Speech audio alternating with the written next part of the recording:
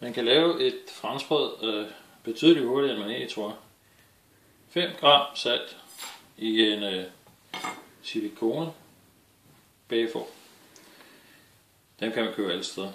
Det her det er en 1 liters 25 gram gær smuldrer jeg så ud i det her halløj. Nu er det vist smuldret godt nok. 3,5 dl mælk, opvarmet til stuetemperatur. Det kan man også bruge mikrobølgeovnen til. Hælder man direkte ned i her. Og så rører man rundt med gaflen her. Det er en af pointerne ved at det er smart, at man kun bruger én ting. Så kan man jo blive sådan her, ved ikke. Men altså jeg tror, det er vist fint nok nu, ikke? Så skal der ud over det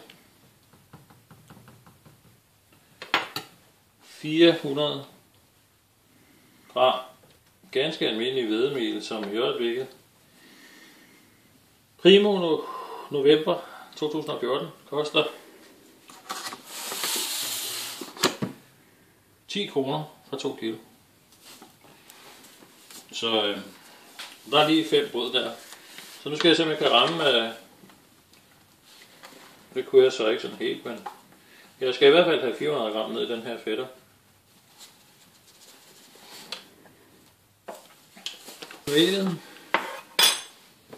Og ned med denne her. Sluk for bagevægten. Og så er det den samme gaffel igen, vi bruger til at røre rundt med det her.